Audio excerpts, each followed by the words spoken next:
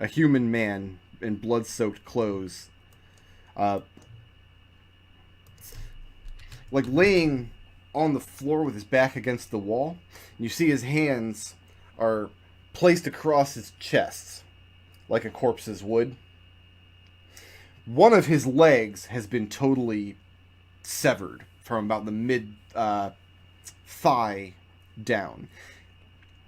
He's wearing colorful livery, but it's heavily soaked in presumably his own blood, but you do see the sigil of the Wemmix upon his breast.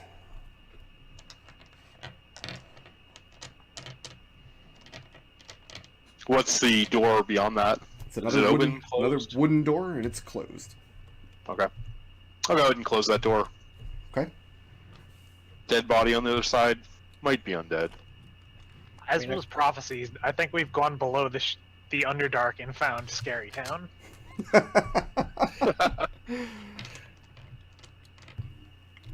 Thought Scary Town was below the Shadowfell. Oh shit! If I remember right. my cosmology. You're thinking of the dark bad. Because, it's like an onion. Oh shit! I'm gonna open up this door. God damn it. I'm opening up this door quick. Okay. And inside it looks like another guest room. Similarly furnished to the first. 4-post bed against this wall. There is a wardrobe against the far wall here, next to the other door. This one does not look like it's been thoroughly ransacked, though. This one, everything still looks in place. And the bed itself is not blood-soaked. I think I gotta shoot the bed. Yeah. I'm gonna shoot the bed. Okay. What part of the bed do you shoot? One of the posters. And you put an arrow in one of the posts of the bed? It was the mattress last time. Was it? Yeah. Well, I'll shoot the mattress too. You shoot the mattress and a couple of feathers spurt out of it. Alright. No, you know what? The gazebo is not dangerous. I'll tap the side of my beak, and I'll shoot the wardrobe. And there's a loud thunk as your arrow embeds itself in the wood of the wardrobe. Alright, guys. I'm It's safe. gonna open the wardrobe, Okay. but I'm gonna like open it in such a way where like I'm not standing in front of the door when it's open. No, yeah, you're getting us in the blow with this shirt mimic. We get it. Yeah. Sure. But Looking in open the it. opening up the not like you're opening up the main doors of the wardrobe or some of the drawers off to the side. The main door. So you open up the main doors and you see the wardrobe in here filled with just very unassuming, just plain clothes. I'm sorry, half of it is filled with what looks like very plain clothes, made and tailored for a man. Not colorful, just very plain looking, utilitarian. The other half of the wardrobe is filled with just gorgeous, beautiful, silky, just soft to the touch clothing in all various colors and styles for a woman. Do these look like clothes such that like humans would wear, or are they like drow-sized clothes? Yeah, drow and human have a lot of crossover. Yeah, they're drow are thinner. I imagine. Raazu looks at some of the utilitarian clothes and says maybe the stairs would prefer something a little more practical for overland travel. But looking at the clothes, the place hasn't been completely ransacked like the other room has, but you can see it's been rummaged through. Like the clothes are wrinkled, they've been pulled to one side. But there's nothing of value in the wardrobe. Dungeon, where's already someone's been through and stolen all the treasure. Adrex takes out the silvered sword that gave him, looks at it like it's his best friend, smashes his sword down on the bed as hard as he can. And you pierce through the bed and you feel your sword hit the base of it underneath, and just this cloud of feathers erupts into the air around your head. Adrex, Bed Slayer. Maybe it was a one-time thing. Adrex, conqueror of beds. There's a double meaning, you know. Wait, does it? I don't get it. I'm gonna move aside one of these curtains. Okay, which one? This one. To the left or to the right? Or are you just going The underneath one I'm them? standing in front of. Okay. Maybe you could use the pull rope instead and just pull them all open. Yeah, I guess that's what I'm asking. Are you just with your hand, are you just pulling one aside, or are you grabbing a hold of one of these ropes and drawing them open? Oh, I see. Yeah, let's go with the ropes. Okay. And you draw them open, and there's a pretty satisfying sound as the curtains part in front of you, revealing a balcony on the other side. A satisfying sound. And I mean, what- to you, it just looks like darkness. There's this thin balcony on the other side of the curtains, and it just looks like it just disappears into emptiness out there. What do I see at the edge of my view here? Like, what are these little bumps? Well, little, Oh, that's a number. I get it. oh. Yeah, coming out, I mean, you just see this is room number 22. Yes. So are these are there doors here, or is it just like empty frames with the curtains in front Just of the them? curtains. Okay. So Red will come through the curtains and peer down the edge of the balcony. Can I see anything below us aside from the side of the building, or? Not with 60 feet of dark vision, you can't. Okay. Should I put some light down there? And the balcony bit is of- not a solid wall straight down. Like you're overlooking something. There's something underneath Okay. you. Is there like a bit of rubble or loose stone anywhere? Not here, but I mean, you could go in the other room and break one of those chairs, or go back to the bedroom and grab something out of the wardrobe. There's things around. I have an idea. Hmm. Can I have your torch? No. Oh. Yeah, I'll go back to the bedroom, grab one of the No, chairs, break off the light, Birdie, Okay. Your torch privileges have been revoked after you. and then I'll hey Raazu, light this on fire. Raazu does so. And then I can drop that. Tab which direction you're throwing it in. I'm just dropping it straight down. Dropping it straight down, and you hear Just it. holding my arm out as far as I can over the precipice. You hear it clatter as it hits the stone ground beneath you. Probably a good 80-foot drop. And it's illuminating part of that room. And then the fire catches something. And it starts to spread. Oop. Oops. And it's very quick. You see this trace of flame. This was actually a really cool little description. Okay, I wasn't expecting it to go this way. But you drop your torch, let's say here. Yep. And there's this trace of flame. Like it picks up a trail of gasoline and just eats up all the fuel. Snaking off in this direction in a pattern that looks kind of like this. And then it goes dark and you just have the torch laying down there again.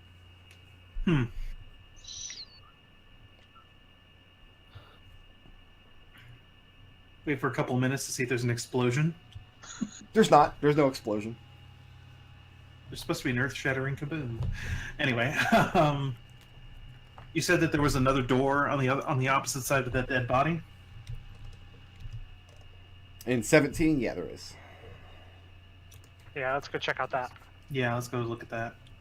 So, are we on the level with? You said there was a door with a green. There was a window with a green light up above. Are we on a level with that, or are we below it? It's possible. Okay. Which side was it on? On the front of the structure. Do we think we're like roughly on the south same face. level as that after having climbed up 70 feet? Raazu, Mhm. please be making a Constitution saving throw. Raazu. You're really good at Constitution. This was a good I am. choice. Yeah, it's a 19. 19. Mhm. What all are you holding in your hands? Halberd and torch. Okay. So, Birdie, following behind Raazu going into this hallway, and she's going in, keeping her eyes on this dead body, making sure it doesn't get up and start hopping at her. And you suddenly see her freeze in her tracks for a moment. And her torch and her halberd go clattering to the ground in front of her. And Raazu, for a split second, You feel electricity rush up your legs and into your armor and up into your... For a moment, your vision flashes bright. Your ears fill with static, and you feel your breath catching your throat. But the sensation almost immediately passes, and you shake it off with just a ringing in your ears. And you realize, looking down at your boot, you're standing on a scrap of parchment that was hidden on the floor. Raazu takes her boot off of it, picks it up, looks at it.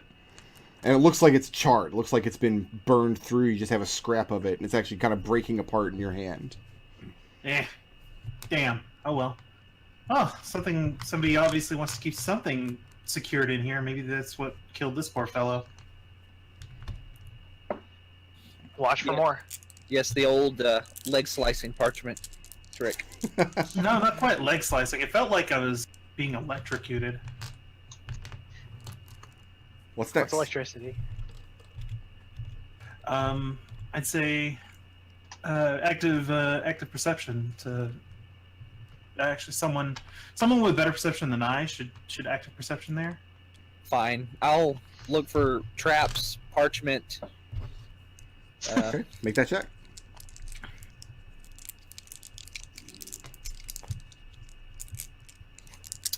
That is a 15. There's just not much to notice in this room. The hallway, like the previous rooms, especially the balcony that you were standing on and the dining hall you were in had these big sweeping ceilings overhead. This hallway is just this little narrow 5 foot by maybe 13 foot. There's just not a lot of places to hide things. If you had to guess, this scrap of paper was hidden with some kind of illusion magic. Something was obfuscating it. Well, in that case, I shrug, turn around, and I'm gonna start looting I'm gonna start rifling through the dead man's pockets. Very curiously, you find nothing of value. He just has his clothes. You find a belt pouch, but it's empty. He has a scabbard, but there's no weapon in it. There's a knife loop in his good boot, but it's also empty. He's not wearing any jewelry. There's nothing valuable, just his clothes. I feel like we came in here second. I feel somebody beat us to the punch. I'm getting that feeling too. How about this door on the far end? Let me open it. I was gonna. Okay, go ahead. That's uncharacteristic. Yeah. Like, I'll open it because I'm gonna check it for like devices, locks, that kind of thing. Make a perception check. That is a 25. You sit down and you're about to examine this lock, but something catches your ear, and on the other side of the door, you hear what sounds like ragged breathing.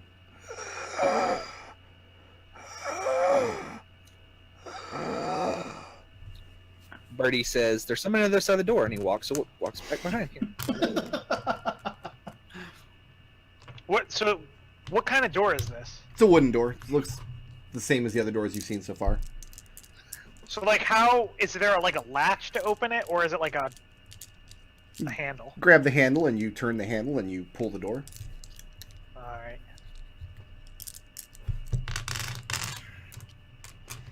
All the doors in all of my D&D universes have the same quality as they have in Gone Home. You can open them in either direction. They just swing back and forth. This is a real crowded hallway now. Wendy, are you standing on top of the corpse? Hey, man, I can put my feet on either side of the corpse. I'm a monk. And so you said you heard something. You heard something actually living inside. And Raazu, when you concentrate at the door, you hear this ragged breathing too. I didn't say it was living. Okay.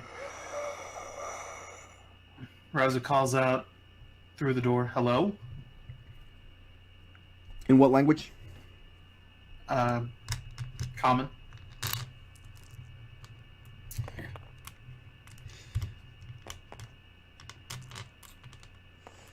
Let me make a quick check on my end here.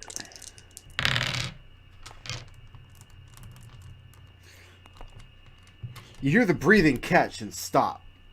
And the response comes in this very ragged voice that simply says, "Sun dwellers." And then the breathing resumes. Raazu switches to Undercommon and says, "Who are you?"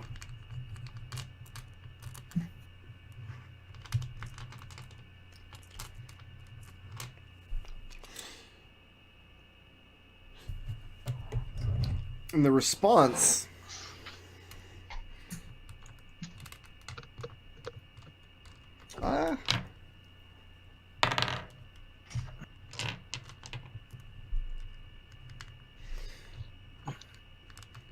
the response comes back and says, "A scholar of no consequence." In Undercommon. Scholar of no consequence. If we bear you no hostility, will you bear none to us in return?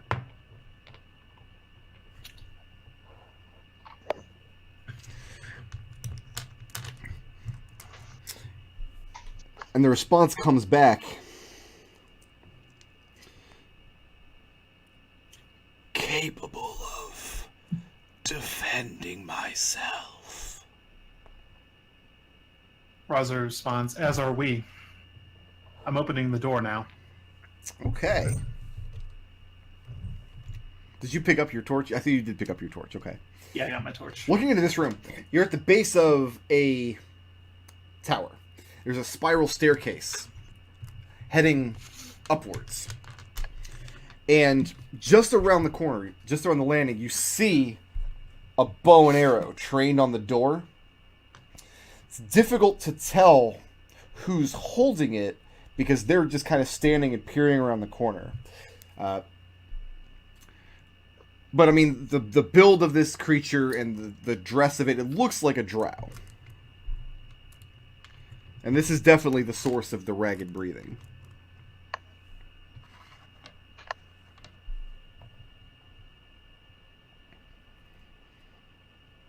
But it doesn't move and it doesn't fire. I'm Raazu. Who are you? And he gives you the same response as before. Scholar of no consequence. It's just hurts to do that voice a lot. I feel you. I understand. Raazu will...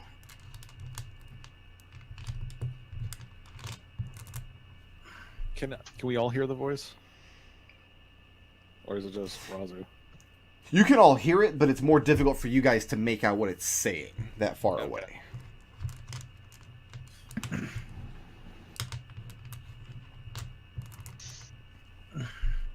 So, what happened here? I gather there's some kind of skirmish based on what I've seen outside. And the voice responds, "The Priestess, killed by Wemmix."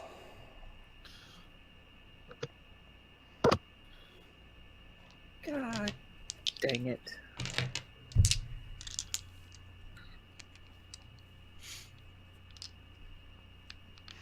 Priestess killed by Limix, you said? By Wemmix. By Limix? Birdie throws up his hands. Humans took all the stuff. Why did we even come? And the voice responds after Birdie says, well, what language did Birdie say that in? Just common. Okay. And then the voice responds in common. Responds, "In Kacha's secrets unlocked." I didn't hear. I couldn't make out what you just said in that voice. That's alright, you're standing way back in that room. You probably couldn't understand what he was saying anyway. That's fair. Raazu was closer. What did he say? He said, "In Kacha's secrets unlocked." Inkacha's secrets. Inkacha, River Leaper told us that was this priestess's name, right? That's your understanding.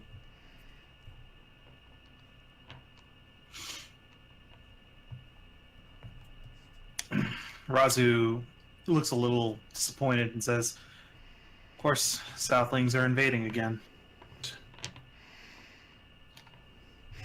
And then the voice responds, "To the meager go the spoils."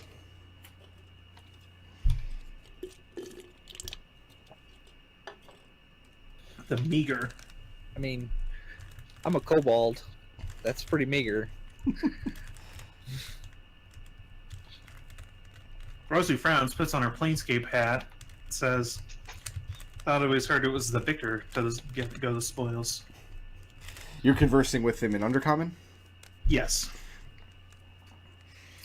And at that, the voice responds, "We assist one another."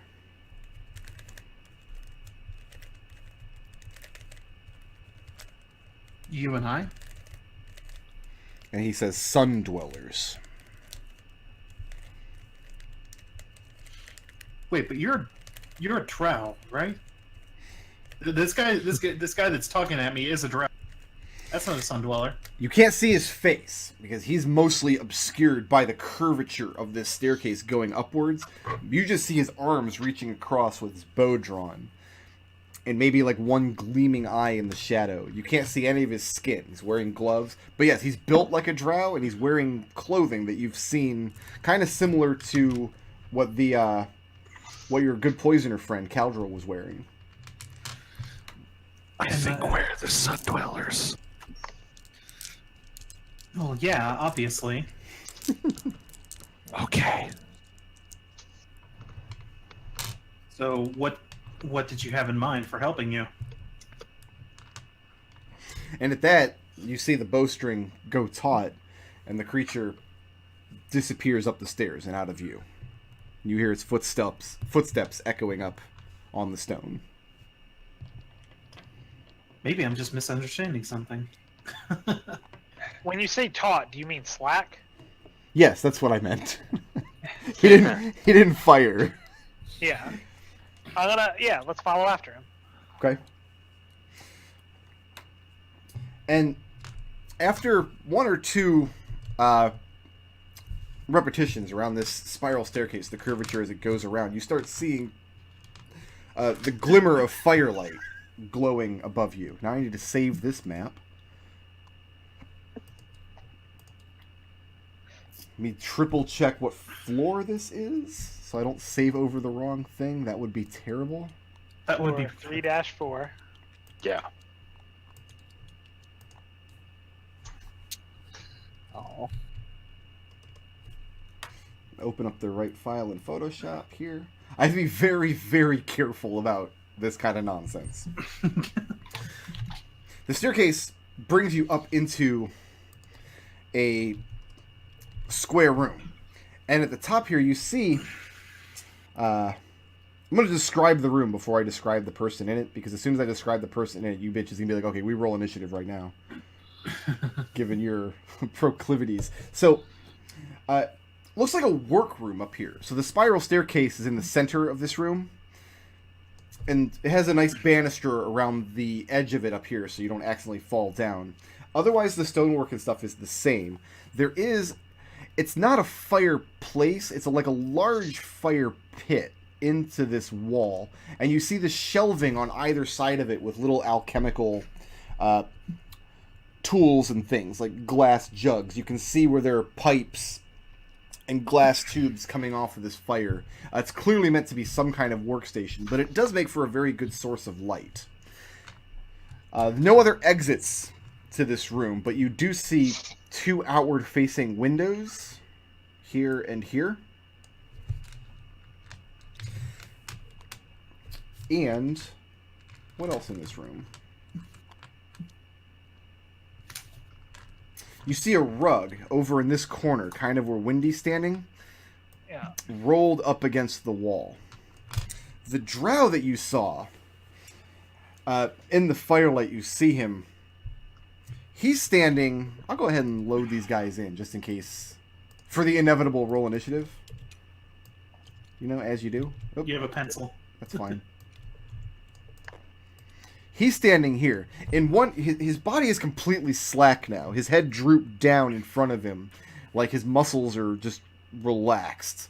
In one hand, he still clutches his bow, and in the other hand, he's still clutching an arrow. His head is completely bald. There's no hair. And you can see along the back of his head, reaching up to the top, are just these horrible-looking suture marks. This terrible bruising and piercing around the guy's head. Behind him stands a 9-foot-tall illithid wearing black robes. And it's just dark, pupilless eyes gazing at you, watching as you come up the stairs one by one. Instead of a right hand, he has barbed tentacles instead. 3 great writhing ones where his hand and fingers should be. And this matches the scarring on top of this drow's head. Man, I gotta figure Adrex has ever before. What? You broke up there, buddy. I gotta figure out if Adrex has ever before. I'll leave it up to you whether any of you guys have seen an illithid before. Raazu has never seen an illithid before. Nope. Nope. Then it just looks like this horrifying monster. Rude. Raazu looks to the drow, then to the behind him. Obviously sees that this guy is the one that's actually in charge here. Says, "So, can you tell us what happened here?" What are you doing when you ask that? Like, what's your body language? What are you gesturing towards? Pretty passively. She does have her halberd and her torch in hand, but she's not making any kind of aggressive movements. So you ask, can you tell me what happened here?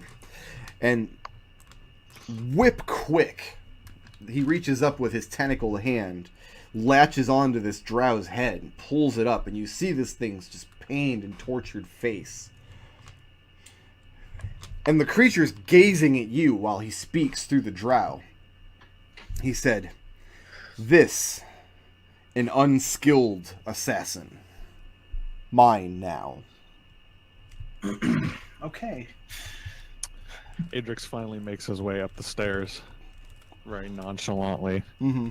and then sees the illithid and just sort of does like a stumble, sort of stumble of shock and, oh my god, what the hell is that? But then tries to regain his cool as best as possible. You don't Grandpa Simpson back down the stairs. No.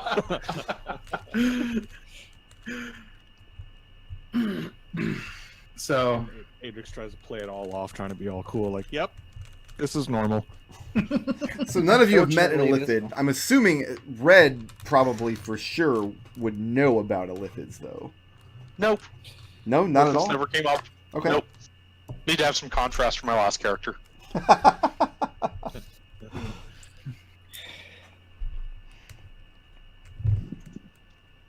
And when to tell he's you done, the truth, it's never come up.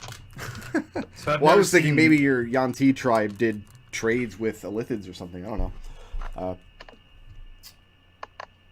Raazu, never go ahead. seen any of your tribe from the Sunlit Land, so I take it you're natives of this place. He tells you that he's an outcast. He says, no longer a slave. We're outcasts too. I'm not an outcast. Shut up. I'm an outcast. Of course you are. Raazu very pointedly doesn't say anything regarding that. Okay. He's looking at Raazu. He's expecting Raazu to speak for the group here.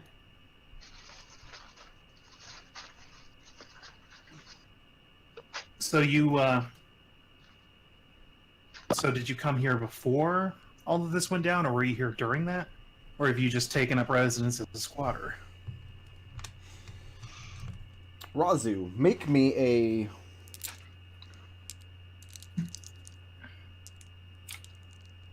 Don't make me anything. Don't do it. Don't do anything. Don't touch the dice. Okay.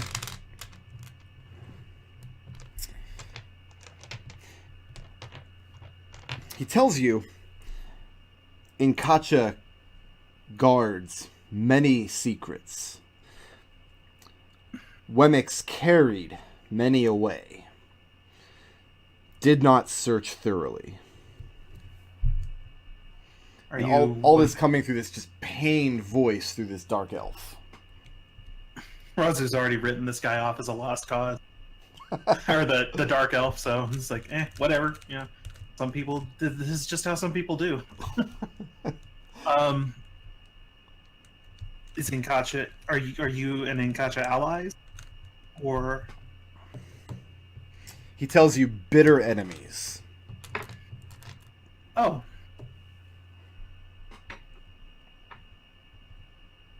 Well,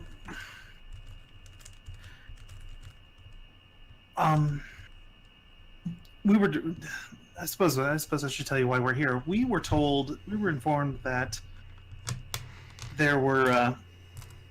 We obtained a stone from one of the surface dwellers, from from the place you call the Sunlands, and it matches with several stories that we've seen and experienced ourselves before. And we were hoping to come here to find out more about them. He takes the tentacles off of the elf's head, and the elf droops back down. His head goes slack. And you hear the thing speaking in your mind now. It bids you come forward.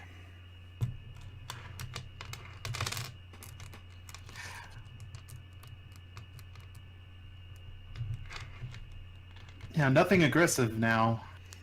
My friends are more than capable of defending me should hostilities arise. So how is everybody else in the room doing? Is everybody sitting there with their weapons in hand? Adrex is picking his nose. I was gonna say, when Raazu says that, Adrex starts like singing a song to himself and like rocking out, like jerking his head back and forth, They're very deceptive. trying to calm himself down a little bit. Treble just sort of edges his way around the banister Okay. to out here. Not making any obvious moves to go for his weapons, but And I mean, this elf does not move to get out of your way. You'll have to push past him. Raazu pushes him aside. And Raazu had dice, is that correct? Yeah, charlatan's guy. You wearing gloves? Currently, yeah. Okay. He reaches out with his left hand, which has the digits that you would expect, and it's a different color than his right hand. His left hand matches the pallor of his face and the tentacles coming off the front of his mouth, whereas his right quote-unquote hand is much darker red. But with his left hand, he reaches out, and very gingerly, what are you holding in the hand where your mark is? The torch. The torch? Very gingerly, he wraps his fingers around the head of the torch and makes to take it from you. Hold that thought. Wendy, can you take this from me? Your torch? Yeah. I'll pass it behind me to Adrex. Okay. And Adrex starts jamming out with the torch in his hand. Adrex is air guitaring back there. Raazu passes her torch to Wendy. Yeah. And then she holds up the hand that he's then goes to remove the glove Okay. and then shows it to him. The marking on her hand. He takes your hand in his and turns it back and forth, splays out the fingers and puts them back, looks at the palm, turns it over. The whole time he's doing this, he has his right arm hidden completely under his robes.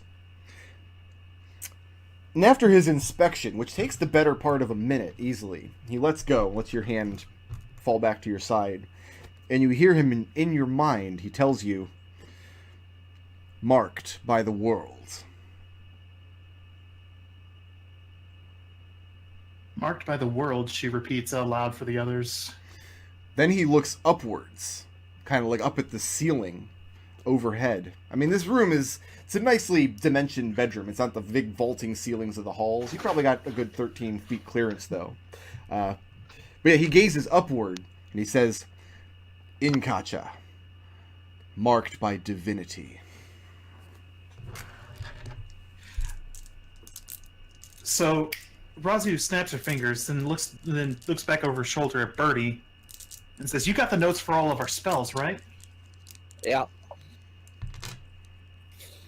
Huh. So I'm going to the spell sheet. Raazu looks around, looks for something either to write on or something she can mark the floor with, or something of that nature. I mean, there's burned wood in the fire that you can grab and leave marks in this beautiful stonework. And we got some chalk or something. I have chalk. I actually have chalk. Birdie, give me the chalk. I mean, it's my chalk. Give me the chalk. Give me the chalk or I'm whipping you again. Birdie Birdie hides. he petulantly just eats all of his chalk. Well, I wasn't going to, but I'll hand him the chalk. Okay.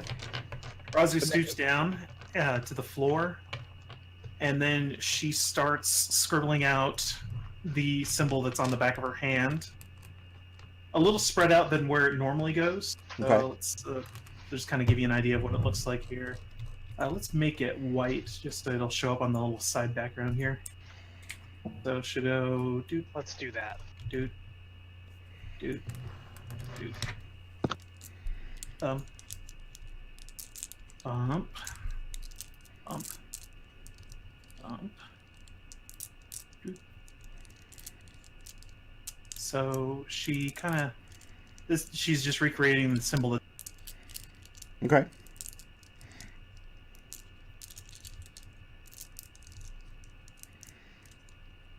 And you're painstakingly drawing out the whole thing, aren't you? Yep. All right, fair enough. There it is. It's not quite done yet. There we go. Oh, that's terrible. And then what? All right. So then she circles this portion, this top portion, and then says, "Is this the world?" He folds his left hand back under his robe, and you hear his voice inside your head once again respond, "We assist each other."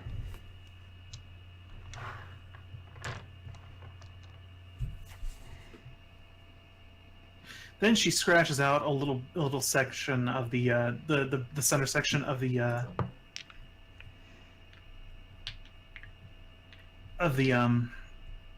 marking, and then does this number right here.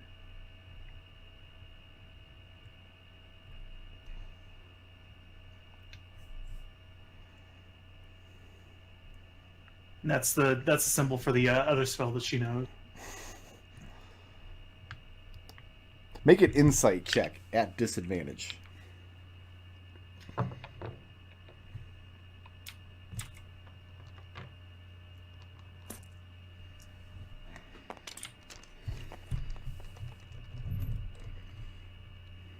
That's not very great, but it is a... It's a 9. A 9? Actually, you know what? I'm going to blip that. Okay. This seems like a good place to waste all your blips before the real combat kicks off. That only makes it a 10. Okay. And this thing doesn't really have any facial expressions to read, and it's not even speaking in a voice, but it just repeats. We assist each other. Does that mean we're allies? Assist each other in what? He looks at this corner of the room, back behind where this fire pit is, and with his left hand he motions towards the corner. And he says, "Northeast Tower. A foe I cannot harm." And then he turns back and faces you again. So you want us to go vanquish this foe of yours? I suppose we can do that. And at that, he begins looking around at the other reactions of the people in the room. The whole time, you guys have just been hearing Raazu's half of this conversation. Right. Birdie starts jumping up and down. Wait. Why are you getting us into fights? Stop. Raazu turns around and faces the rest of the group and says, for whatever reason, I guess it has to do something with the marks on our hands, but I guess, see, he says we assist each other. See if you can get some information from it on the other dangers here. If it knows about the thing to the northeast, what else does it know? Raazu will turn and speak back to him again about that. What language did Wendy say that in? Just in common. When Wendy says that, again, lightning quick, this thing whips up his hand tentacles and grabs his drow's head, pulls it up, and faces it towards Wendy. And in that raspy, ragged voice, says, Inkacha, a master of traps and magic. Many of her secrets already gleaned. And then he repeats, this time using the drow for all of you to hear, we assist each other.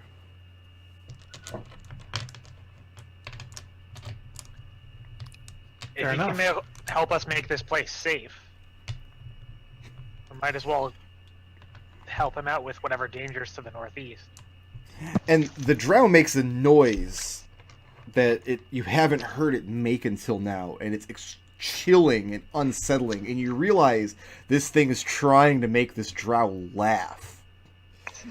And the voice says, Sun dwellers in the dark, never safe.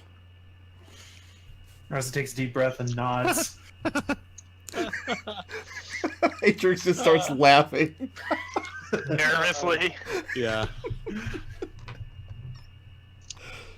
I mean, let's be clear, most drow I've met don't really have too much of a problem with killing.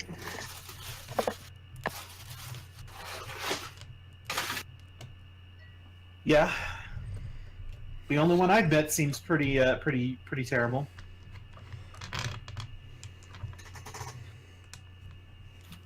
Anyway, so northeast tower, he said.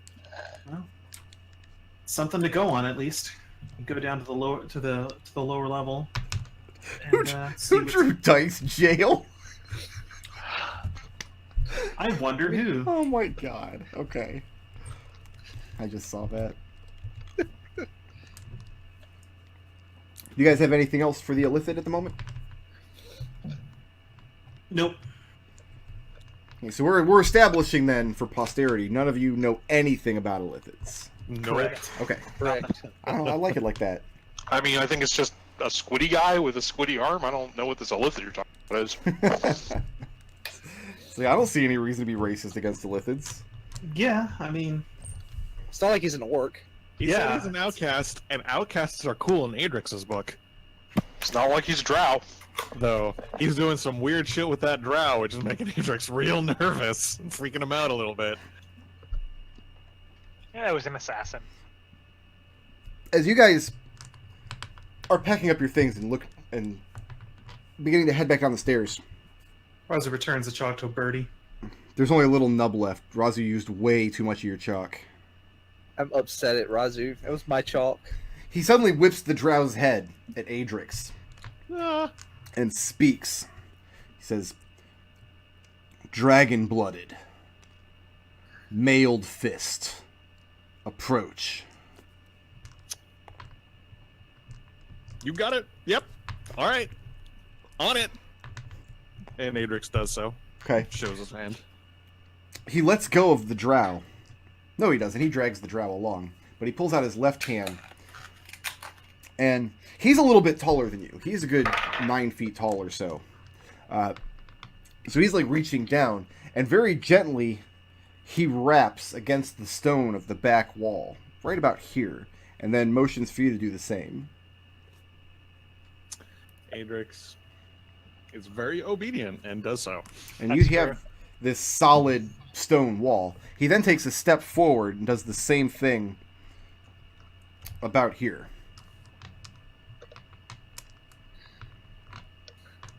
Okay. So far, so good. And then he motions for you to do the same. Yeah, Adrex follows suit because why not? And you pound the stone here, and you can feel the wall is hollow. Oh. And then very close to your face, he's holding this drow, and he says,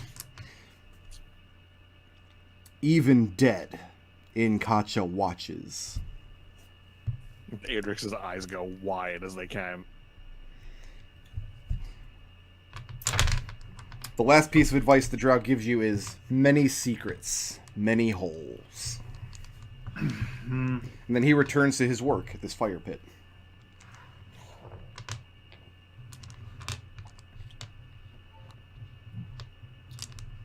It's hollow, huh? Yeah. Hey, Birdie, Yeah, check this wall out.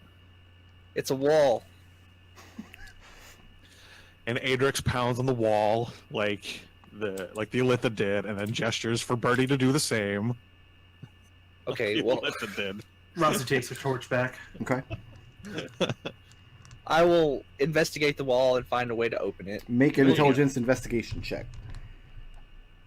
I mean, that... Okay.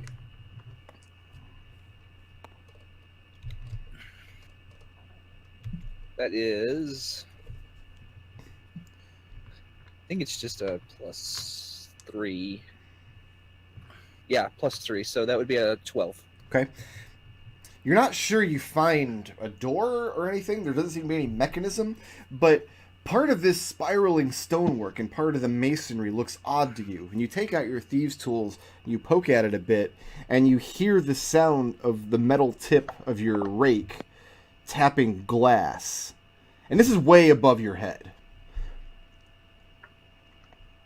So you can't get a good look at it.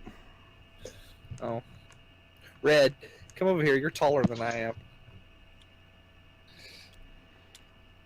And Red, when you examine the part of the wall that Birdie is looking at, you can see the wrong side of a peephole embedded into the stone. So I can't see through it, but someone on the other side would be able to see us. Nope, you can't see through it, but if there was somebody on the other side, they'd be able to see you. That's correct. Can I do an investigate check to see if there's a release to open the wall from this side? Yeah, go ahead. It's 18. After a few minutes, you do find the seams of a crawl space down at Birdie's level, maybe 2 feet by 2 feet or so. You find the seams in the masonry where it would come apart and open, but you can't find any mechanism to open it. Must be from the inside only. Yeah, we're on the wrong side of this one. Okay, well. I suppose we make our way northeast Is the then. peephole basically at the eye level of what I would assume a sort of average height drow would be? Yeah, it's safe to assume. Okay. I suppose we make it to the northeast, make our way to... Okay, heading back downstairs. Yeah. Where's your destination, so I don't just... I think we should start at the first floor and work our way up. This is what We should- floor is? Okay, I know what floor this is. Yeah. We This is should the third check floor. on our NPC fellows, make sure that they're still alive. That's a good point. Maybe we can find a kitchen and get some food. Especially when we know that the walls have eyes. Yep. So you head back down your rope, which is still in place, hasn't moved an inch. Back down into the room with the Ashen Fountain. Who's taking up the rear, leaving this room? Birdie. And Birdie, this time you're the one who hears it, just on the very edge of perception emanating from this Ashen Fountain. A distressed woman choking and speaking through tears in Elvish.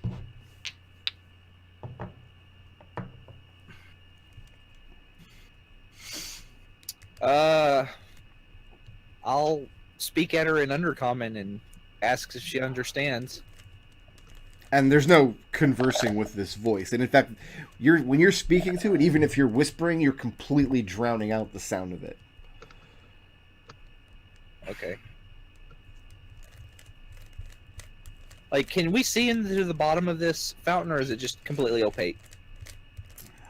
Like I said, it looks just like silvery ash. The only reason you don't think it's ash is because it doesn't have that scent of having been burned. But nobody's actually done anything except look at it yet. Okay. Well, I mean... Oh, I have an idea. I'm going to run out, and I'm going to grab my pot. I'm going to run back in. Just snatch the pot from Mr. Bardman, and I'm going to scoop out some of this stuff into my pot. And when you do so, Bronzel kind of looks up from the group at the rest of you guys, and... He just stole my pot. Raazu shrugs. It's his way. It was my pot. If he's So pissing you off, I'll eat him. It's fine. You scoop up some of this ash? Yeah. How much? I mean, I fill the pot about halfway up. Not too much to carry, you know? Okay, and you get a pot filled with this silvery ash. What are the rest of you All right. doing down there? Adrex is taking inventory, making sure that they're still all in okay spirits. I'm gonna And that run in they're all here and still I'll... here and alive. Good news is they're no worse than when you left them. All right. The elephant said it was a northeast tower. Yeah. Do we know which way north is? When That he way. said that, he was looking in this direction. And Okay, that's that, what I thought. I mean, I think we established this one the north end of the forest anyway, so... yeah, I'm gonna go back to the store again. honestly, here. it sound like you're in a tunnel. Right. I'm gonna dump the stuff out right here. It's on the floor. Yeah, just on the floor. Okay, and Bronzel cranes his neck over, and he asks what you're doing. Science. He kind of exchanges worried glances with some of the rest of his company. What do you do with the pot? I'll give it back to Bronzel. Okay, and he looks at it and tells you that's a good way to ruin a perfectly good pot. He It'll sets it wash aside. out. Oh, where's the water, you idiot? Approaching this door, what's happening? Destil, you're in front of it. I didn't hear anything when I was at the store earlier. Is there anything that's obviously, like, holding it closed? No, doesn't appear to be unlocked, or doesn't appear to be locked. I'll go ahead and check for traps before opening it. Okay, go ahead and make a intelligence investigation check. 28. Okay, and you look for any of the most obvious kinds of traps, and you don't see anything. And then I'll open the door. Looking in, you find another spiral staircase. Except this one both spirals upwards and downwards.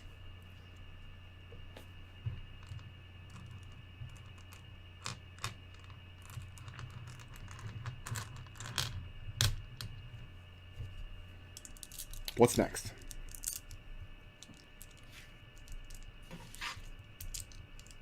Do we want to go up? Yeah, I think so. Tower should be up, right? Yeah. Close the door behind you, last man. Which would be Birdie, who's still playing with his ash. I'm playing with the silver dust. Birdie! What is the status of this door? Birdie, close that door. I'm back here playing with the silver dust. I didn't even see them leave. Well, they left. Adrex drags him over by the ear. Very much. Come on. Come on. Stop playing with shiny things. I mean, fine, I'll close the door behind me. You closing We're that gonna- door? Okay. Yeah. Fair enough. That's what you want to do with your life. Oh, you're closing that door, huh? Yes, we're closing the door. All right. Now, Deal I'm with not second guessing you. No. Just Why would making you ever do sure that? That's what you want to do. Hiccup. You got him some hiccups. Yep. And Sorry. the staircase spirals up around and around and around and continues on. This There's- isn't like a door or anything. Nope. There's no landing or anything here. It's just the stairs keep going up. Alright. In the center of We this, just loaded there's this not map like to a keep going up. there's not like a central banister where you can look down. It's actually the stairs are wrapping around a stone pillar, or I'm sorry, a brickwork pillar with the same kinds of ornate markings and things in the mortar. So you can't actually see very far behind you or below you or above you. Let's make sure to save this map correctly. We must use science correctly. Yeah, you must.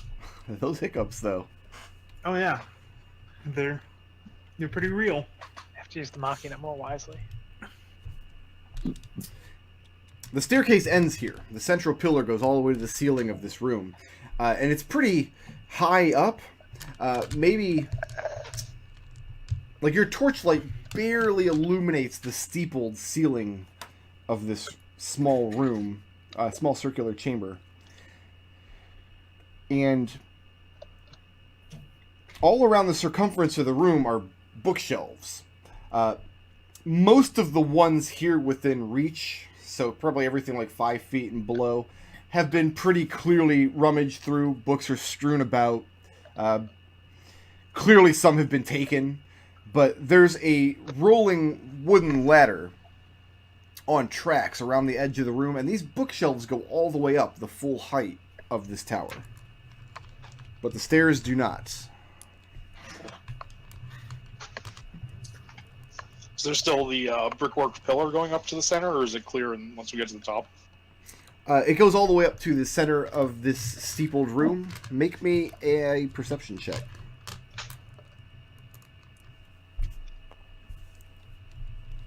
Uh, 11.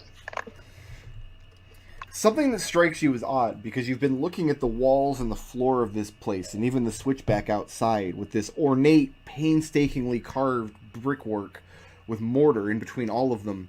But you don't see any mortar between the central pillar and the stairs that you're climbing up. You can see the mortar where the stairs are attached to the outer walls, but not the stone pillar in the center. Stone pillars a mimic. Just throwing that out there. Right.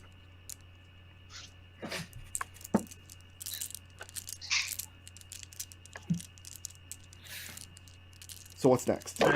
So I say we go up the ladder in the central room to the balcony, and then try to make our way northeast from there. Oh, there's a balcony? I thought it was just bookshelves. No, from the first floor we climb up the balcony in the center room. I'm gonna toss around through the books on the floor. Okay.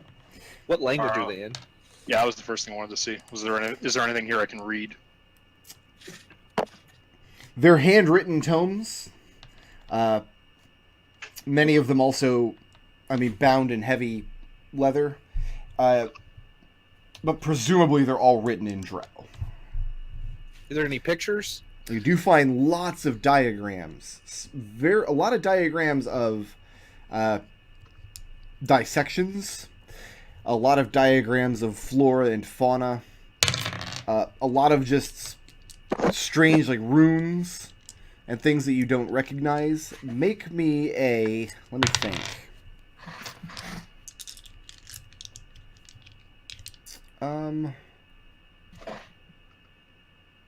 Maybe a religion check.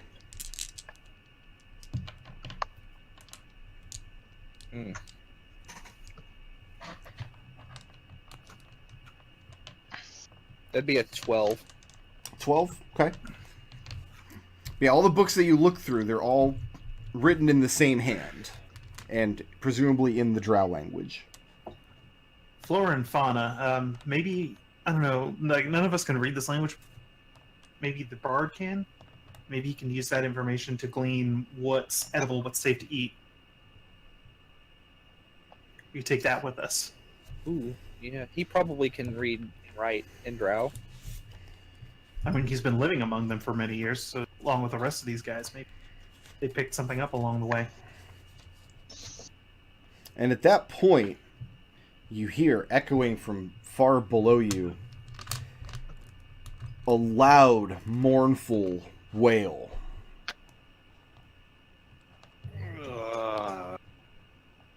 The fuck? Alright, Alright, let's haul ass. there we go. I gotta save this map.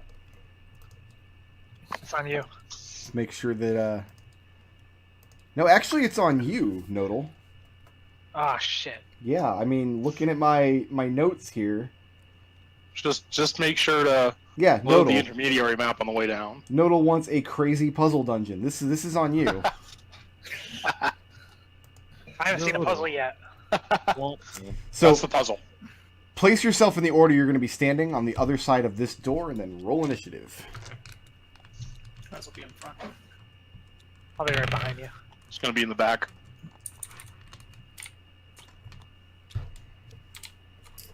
roll initiative. Roll Oh, initiative. I'm right where I need to be. Excellent. Oh yeah, Yeah, all right. I am king of the initiative.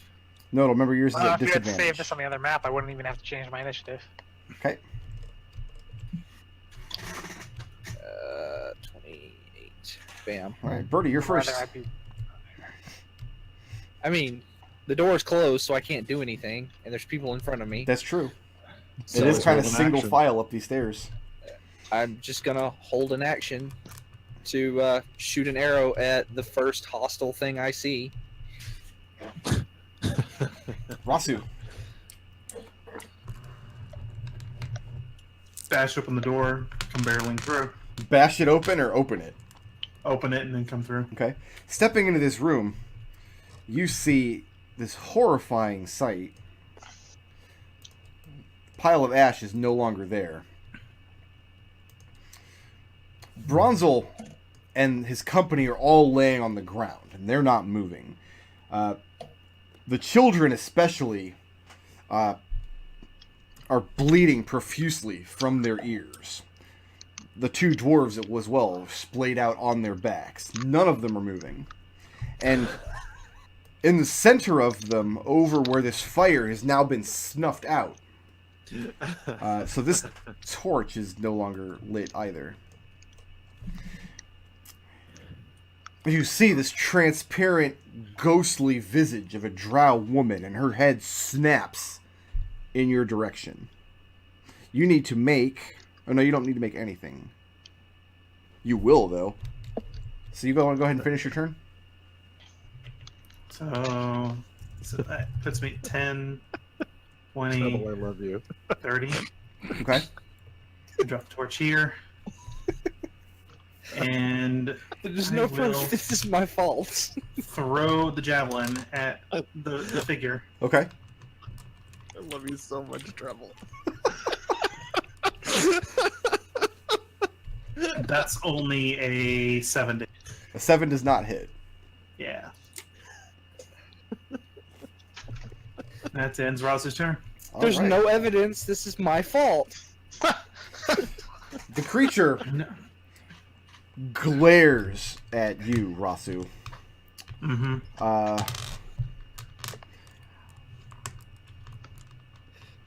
Let's get a...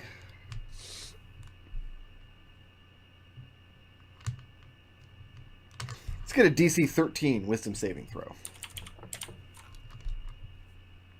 Pass. A pass? She reaches one of her hands out to you. And she turns her palm up and closes her fingers in a fist. And you can see tears streaming down her face as she continues sobbing. And as she clenches this fist, the fire at your feet snuffs out.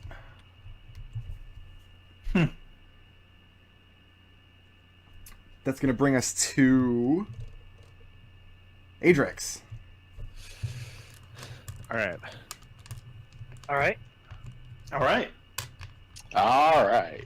All right. Whoa. Where's all the light? There's no light. There's no illumination that you can see in here. All right. So Adrex is gonna light a torch then, Okay. because he has no idea what. I to had do. it. You walked past me with a torch. Like, you could just grab it if you want. All right, then yeah, I'll do that. Okay. And 1, 2, 3, 4. Can I see anything, or is it allowed? It's in dim. 10 and 10? It's in dim light, so it's partially obscured from where you're standing. Okay. Because you get bright light out to 20 feet and dim light for an addition. Wait, is it 20 or 15? Either way, it's in dim light It's in dim light. from your position on that square. Yeah, it's 20. I think.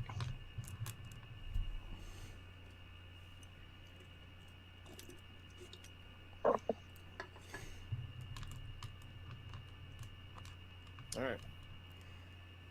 That's my turn. I Okay. dashed. Pretty good turn. It's going to bring us to red.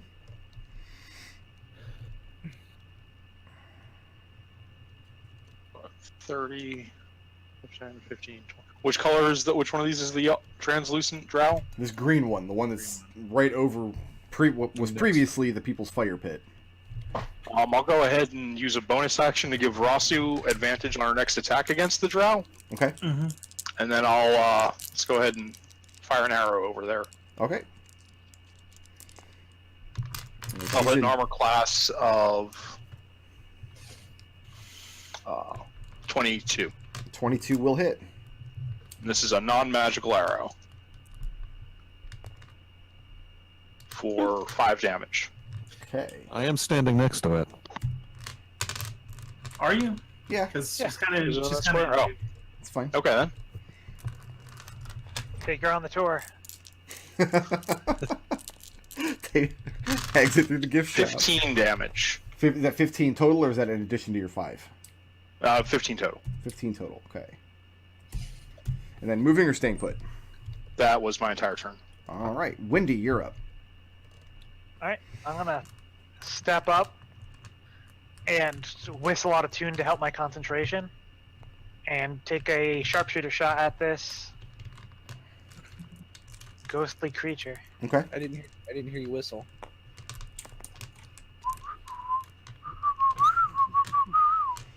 Are you serious? That's fine, I got 2 shots.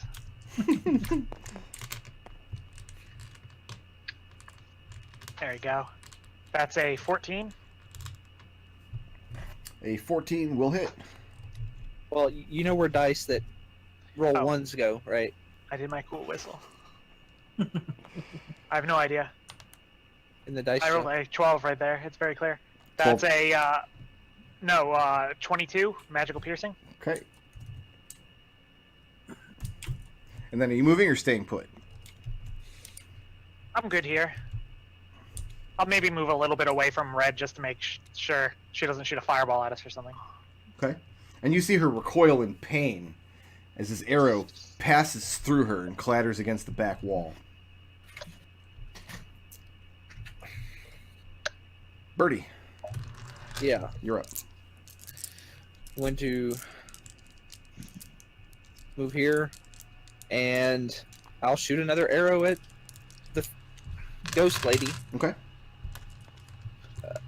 It's totally not your fault. No, it's not. Anything to the contrary is slanderous, and I will not have it.